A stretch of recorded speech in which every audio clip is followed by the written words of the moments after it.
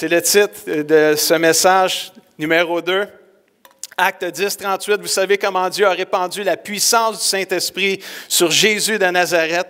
Jésus est passé partout en faisant le bien. Il guérissait tous ceux qui étaient prisonniers de l'esprit du mal parce que Dieu était avec lui. Jésus est encore aujourd'hui le Dieu des miracles. Et je veux encore aujourd'hui oser prier, Seigneur, fais-le encore plus même.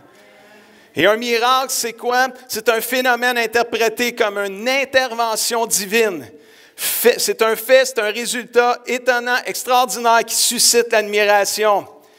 Et on a vu 4 histoires bibliques de miracles de Jésus la semaine dernière dans le premier message de cette série qui est disponible sur le site web de l'Église. Et aujourd'hui, on va regarder 3 autres histoires pour terminer cette série de messages différentes de la semaine passée. Qui osera dire au Seigneur aujourd'hui, j'ai besoin d'un miracle? Qui osera dire aujourd'hui, j'ai besoin d'une intervention divine? Parce qu'un miracle, c'est une intervention divine. Premier miracle, 1 Samuel, chapitre 1, verset 2 à 7 plutôt. Elkana, qui est le nom d'un homme, avait 2 femmes. Dans ce temps-là, il pouvait. Là. Mais aujourd'hui, c'est fini. Juste pour que ça soit clair, là. Il y avait 2 femmes, une qui s'appelait Anne, puis l'autre, elle s'appelait Pénina. Pénina, elle avait des enfants, mais Anne n'en avait pas. Le jour où Elkana offre le sacrifice, il donne des morceaux de l'animal offert à sa femme Pénina, mais il donne un morceau bien meilleur à Anne, parce qu'il l'aime beaucoup. Pourtant, le Seigneur ne lui a pas donné d'enfant. Ça, c'est important, c'est pour ça que je l'ai souligné ici. Une a des enfants, l'autre n'en a pas. Puis elle ne peut pas en avoir. Parce que la manière que c'est écrit, le Seigneur, il en a pas donné encore. Regardez ce qui se passe. Pénina, celle qui a des enfants, n'arrête pas de blesser Anne par ses paroles. Elle se moque d'elle parce que le Seigneur ne lui a pas donné d'enfant. Chaque année, c'est la même chose. À toutes les fois qu'ils vont faire le sacrifice, à chaque année, Pénina, elle se moque d'Anne, elle dit des paroles méchantes, des paroles blessantes. Hein, tu n'as pas encore eu d'enfant? Hein? Hein, tu ne dois pas être une bonne femme? Hein? Etc. Là. Genre de moquerie comme ça, plate, là, qui blesse plus qu'ils construisent.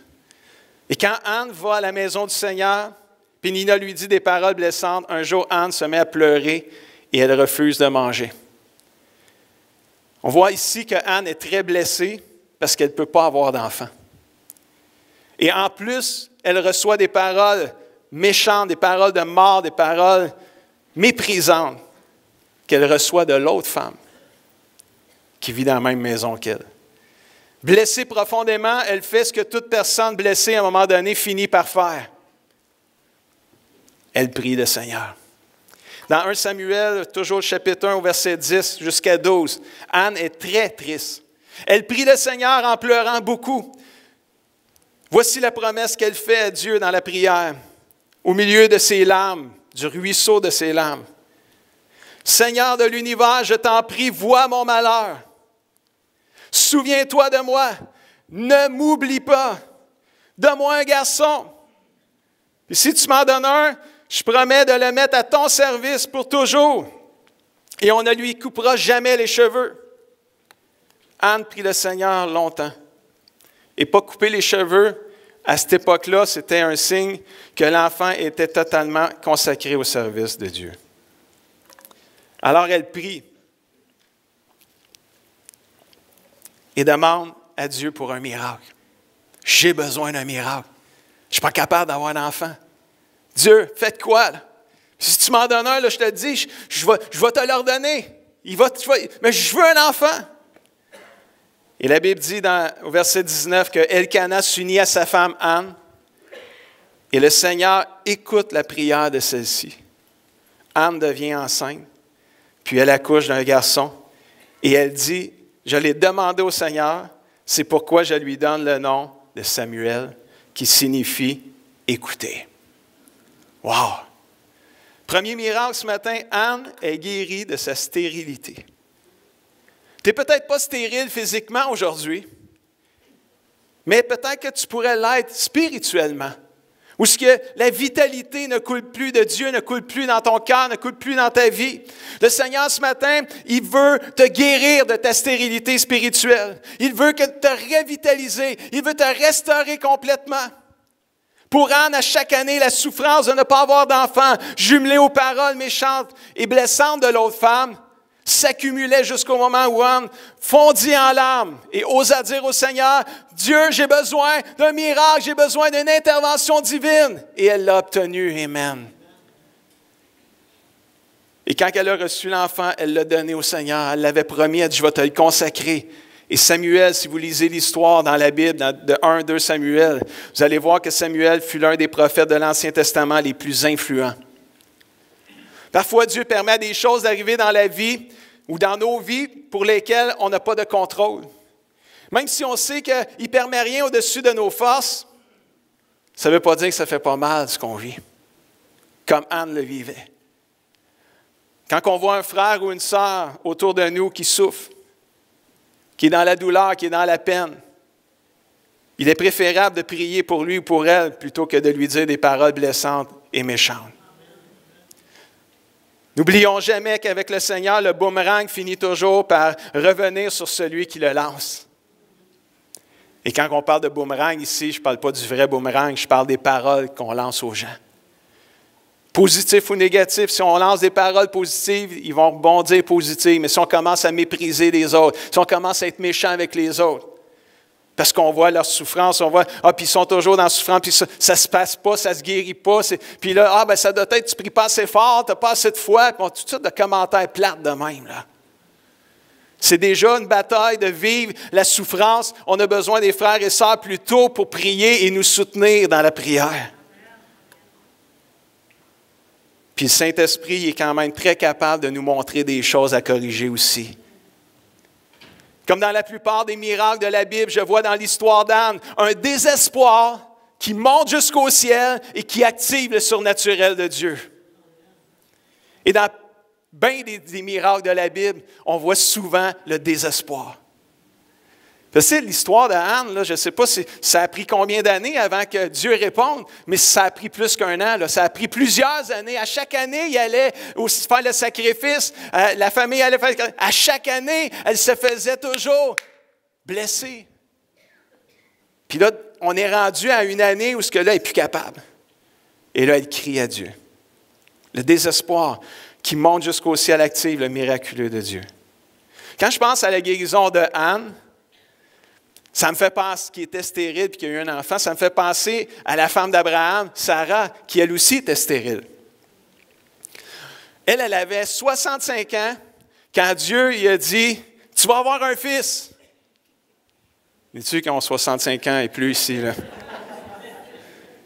Can you imagine? Hein? Peux-tu imaginer recevoir une promesse comme ça à 65 ans? Tu vas avoir un fils, Sarah! Et la Bible dit qu'elle a ri parce qu'elle trouvait ça bien drôle. Puis elle dit, ben non, c'est une joke. Là, je ne peux pas avoir d'enfant, je suis bien trop vieille. Elle a dit ça, qu'elle était vieille. Ce n'est pas moi qui ai dit que 65 ans, c'était vieux. Là. C'est Sarah elle-même qui l'a dit.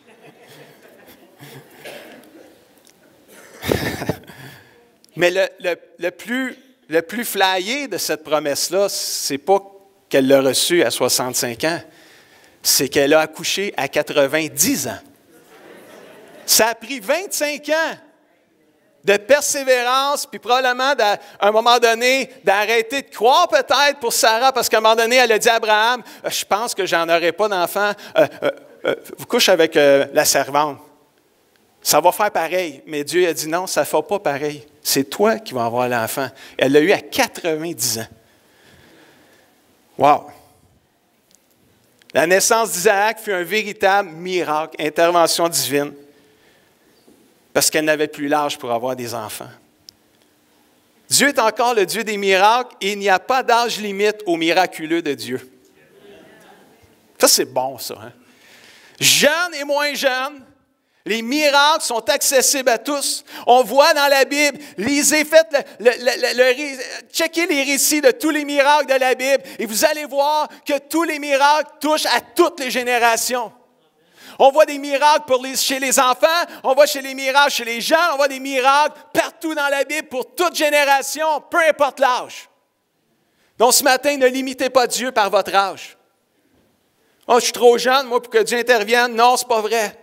Dieu peut se servir des plus jeunes, Dieu peut se servir des enfants, peut se servir des ados, des jeunes adultes. Dites pas moi, je suis rendu trop vieux, Dieu ne peut pas se servir de moi. Dieu peut tout faire, frères et sœurs. Il s'agit juste d'y croire, alléluia. Peut-être qu'il y a des rêves qui ont été déposés dans ton cœur, des promesses que tu as, qui ne sont pas encore réalisées, puis tu dis, oh, je suis rendu même trop vieux, là, ça n'arrivera plus. Fais confiance à Dieu, ose venir à lui, alléluia. N'oublie pas tes promesses, comme on a chanté ce matin. Ça, c'était le premier miracle. Voici le deuxième. Dans le Nouveau Testament, Luc, verset 22-25. Un classique quand on parle des miracles. Un jour, Jésus monte dans une barque avec ses disciples et il leur dit, « Allons de l'autre côté. » Et ils partent. Pendant la traversée, Jésus s'endort. Comme ça, là, t'es fatigué. Jésus s'endort. Soudain, pendant qu'il dort, un vent violent se met à souffler sur le lac. L'eau entre dans la barque et là, ils sont en danger, évidemment. Quand l'eau rentre dans le bateau, vous savez, c'est parce qu'il vente, là. Les disciples s'approchent de Jésus. « Hey, Jésus! Réveille-toi, là! On va mourir! Là. Come on, Jesus! Wake up! » Jésus se réveille. Il menace le vent. Et les grosses vagues et la tempête s'arrêtent. Tout devient calme. Jésus dit aux disciples, « Où est votre foi, les boys? » Quand même, là. Je sais même que c'est Jésus qui dit ça, là, mais c'est comme, j'aurais peut-être dit à Jésus, tu vois rien? On avait peur, puis où est votre foi, là? Ça m'interpelle quand Jésus dit ça. Parce qu'on affronte des tempêtes, nous autres aussi, dans notre vie. Puis des fois, on a peur. Puis Jésus, où est votre foi? Ça m'interpelle beaucoup. Ils ont très peur, ils sont étonnés, ils se disent entre eux, c'est qui cet homme-là? Ils savaient que c'était Jésus, mais c'est qui cet homme-là? Écoute, même, il commande même au vent et à l'eau, puis le vent et l'eau lui obéissent. Évidemment, c'est le miracle de la tempête apaisée. Notre vie est semblable parfois à une navigation dangereuse, sujette à des perturbations violentes qui surviennent soudainement et dont le but est de nous engloutir et faire mourir notre foi. Pourtant, Jésus avait quand même dit, on va aller l'autre bord. Allons-y, on s'en va de l'autre côté. Puis Jésus était dans le bateau, la tempête, là, Jésus était avec eux autres dans la tempête. Là. C'est pas comme Jésus, il s'envoie de l'autre bord puis il reste ce bord ici. Là. Dans une histoire, il est comme ça, mais dans cette histoire-là, il embarque avec eux autres dans le bateau, on s'en va de l'autre bord. Puis il ne faisait pas tempête, la tempête est arrivée quand il dormait, quand il s'est endormi. Si Jésus nous dit, on va aller de l'autre côté, combien croient qu'on va y aller? Quand tu donnes ta vie à Jésus, c'est quoi qu'il nous dit? On s'en va au ciel. On s'en va au ciel. Tu as donné ta vie à Jésus, tu deviens un enfant de Dieu. On s'en va au ciel. Notre nouvelle demeure est au ciel. On s'en va au ciel. Entre là et le ciel, il y a des tempêtes. Combien croient que si Jésus dit, on s'en va à l'autre bord, on s'en va au ciel, combien croient qu'on va se rendre? Il n'y a pas une tempête qui peut nous arrêter de se rendre jusqu'au ciel, frères et sœurs.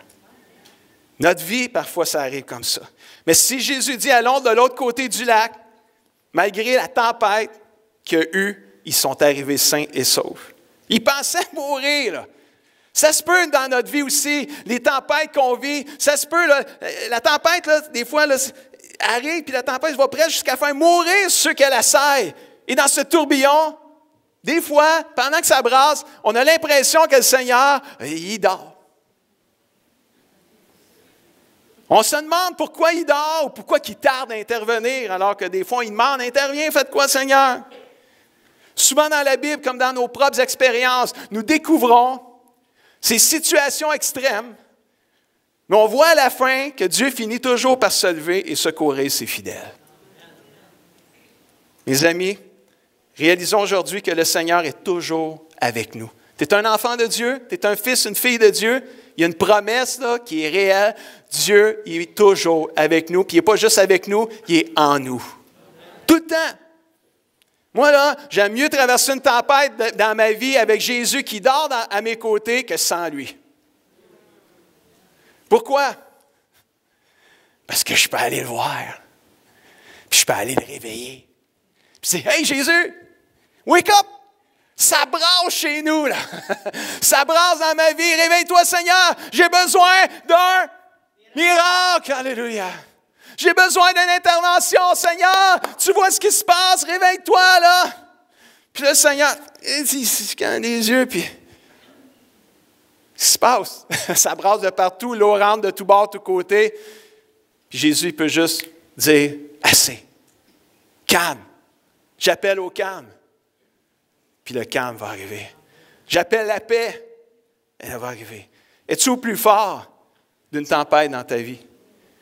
Ça brasse de partout. Tu as l'impression que tu ne te rendras pas de l'autre côté.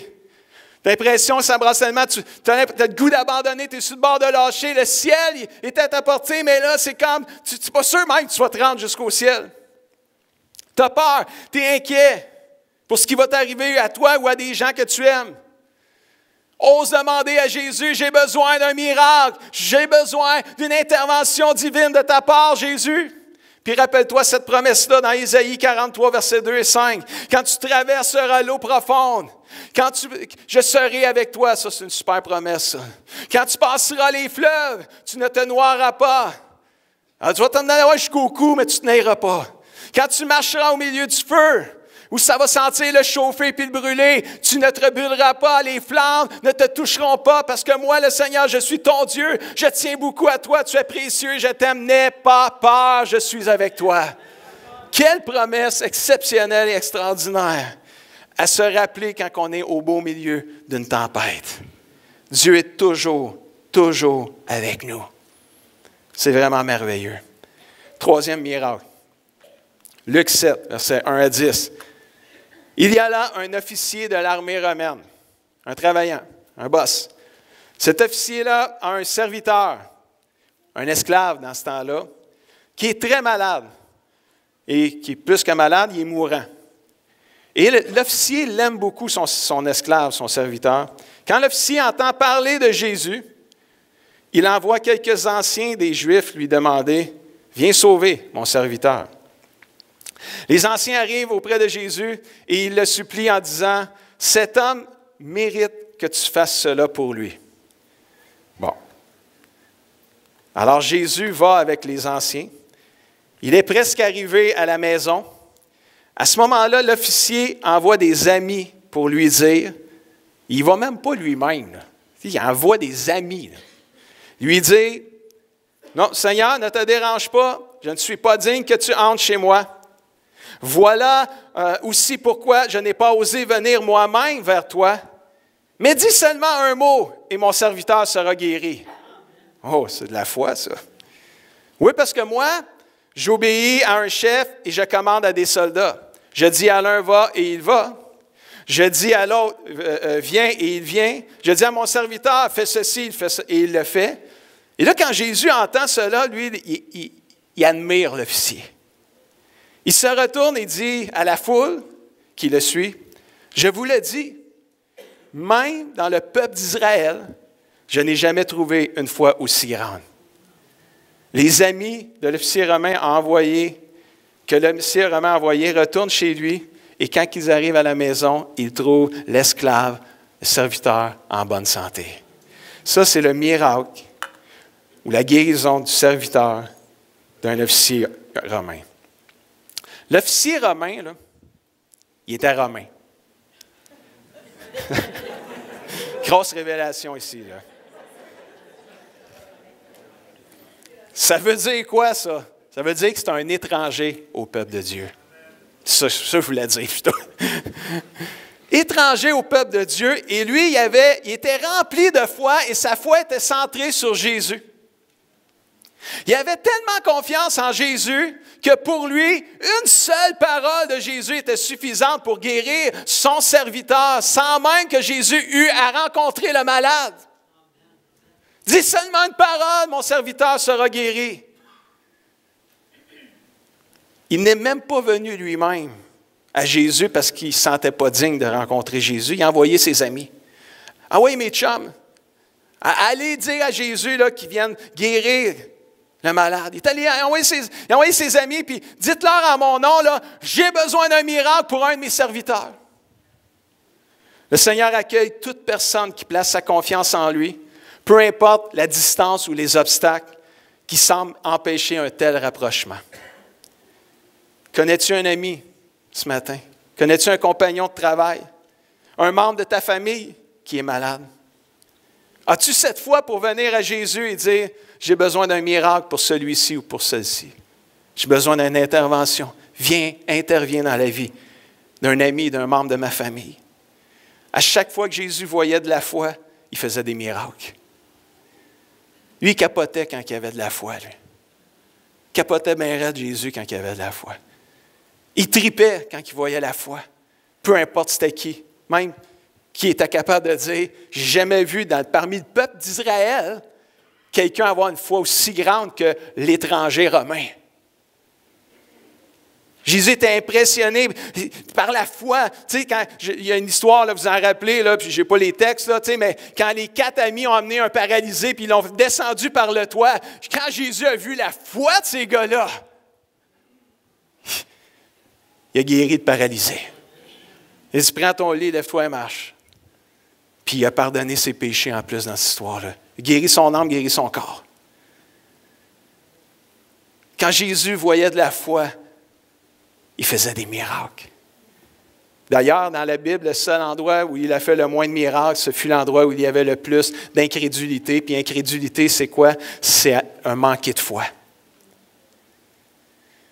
En terminant, je vais inviter Ben et Sophie à s'approcher, puis Isabelle aussi. Je crois que le Seigneur veut encore une fois guérir, délivrer les gens aujourd'hui. Je veux prier avec cette foi qui active le miraculeux de Dieu. Cette foi qui se rend jusqu'au ciel et qui active le surnaturel de Jésus. Comme les chrétiens de la première Église, le texte qu'on a vu la semaine passée, je vais juste le relayer en terminant. Acte 4:30. « Étends ta main, Seigneur, pour qu'il y ait des guérisons, des choses étonnantes, extraordinaires, des miracles par le nom de Jésus. » Que ce matin, lorsqu'on va prier, qu'au nom de Jésus, le Seigneur puisse étendre sa main pour guérir, délivrer et restaurer les vies. Comme j'ai dit la semaine passée, la maladie n'est pas une fatalité, mais une opportunité pour les enfants de Dieu. Qui osera dire au Seigneur ce matin, j'ai besoin d'un miracle? Pour toi ou pour un ami, un membre de ta famille? Qui osera dire au Seigneur, j'ai besoin d'une intervention divine, Seigneur? Est-ce qu'on peut se lever ensemble?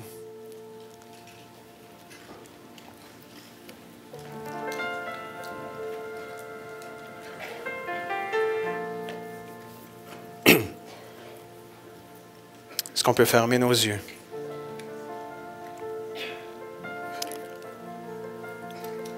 Et 11h25, on va juste prendre quelques temps pour prier pour les gens ce matin.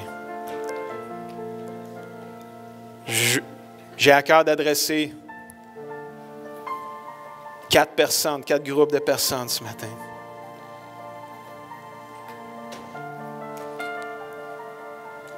Juste avant,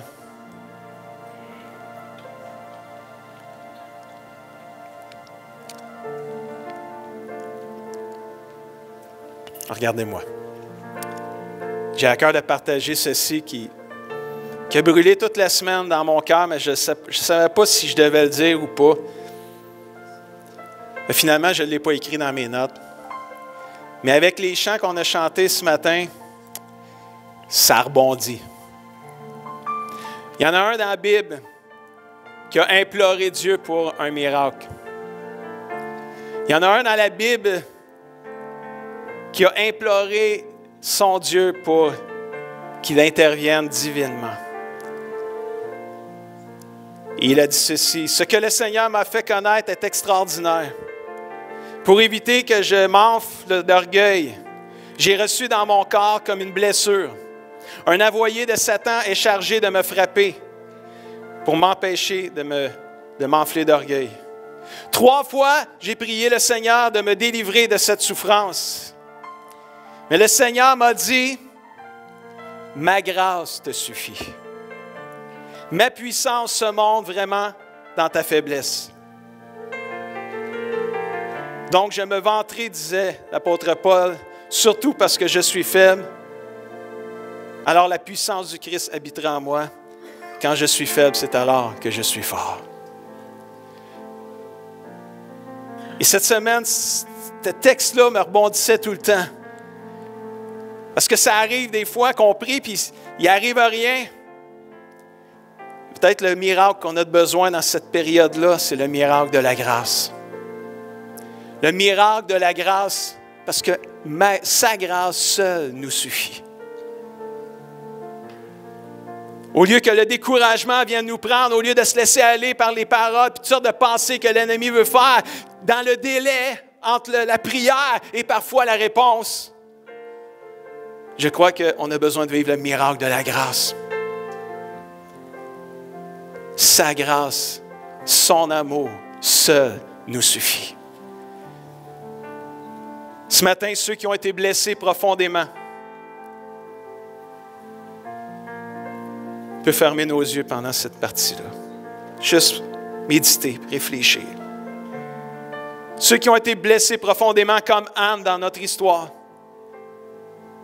blessés par des paroles méchantes qui ont été dites à votre endroit, des gens qui n'ont pas compris ce que vous viviez, qui ont essayé de vous encourager parfois, mais ça vous méprisait, ça vous blessait. Et la cicatrice ne semble pas vouloir guérir. On veut prier le Dieu des miracles pour vous, pour votre complète guérison et restauration. Dieu est le médecin des cœurs ce matin aussi. Je vais t'encourager de venir en avant tantôt. Deuxième groupe. Peut-être qu'il y en a dans cette salle, je ne vous connais pas toutes. Là. Vous n'êtes pas capable d'avoir des enfants. Je vais oser prier avec vous, si vous désirez en avoir, pour un miracle. S'il le fait pour Anne, pour Sarah, He can do it for you. Il peut le faire pour toi. Troisième, ceux qui traversent une solide tempête. On veut prier avec vous et demander à Jésus le miracle de calmer la tempête de votre vie. Et dernièrement, ceux qui ont des amis, des membres de votre famille qui sont malades, malades physiques, malades émotionnels, qui ne sont pas sauvés, vous aimeriez qu'ils soient sauvés. Ceux qui ont des amis, des membres de famille qui sont comme ça, et vous croyez qu'une seule parole de Jésus peut les guérir, les atteindre et les toucher.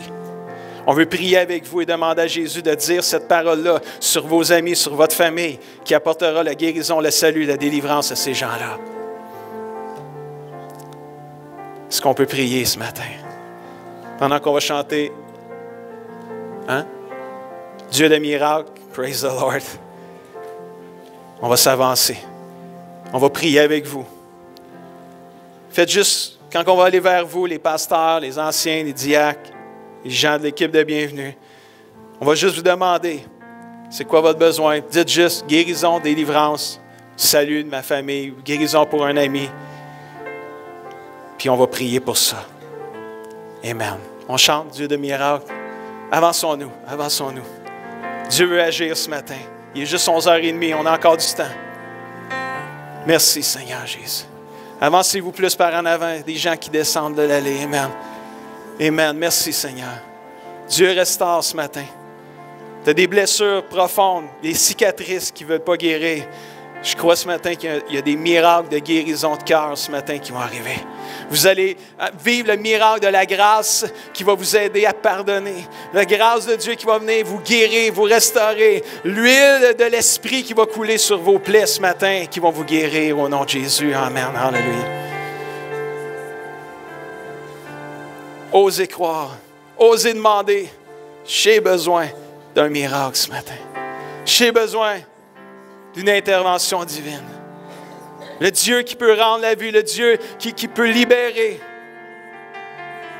Le Dieu qui peut venir apaiser nos tempêtes, il est là ce matin. Il veut agir. Et dans l'Église en arrière, juste prier, intercéder. Que Dieu, le ciel s'ouvre sur nous ce matin. Et agisse dans vos frères et sœurs qui ont des besoins ce matin au nom de Jésus. Merci Seigneur.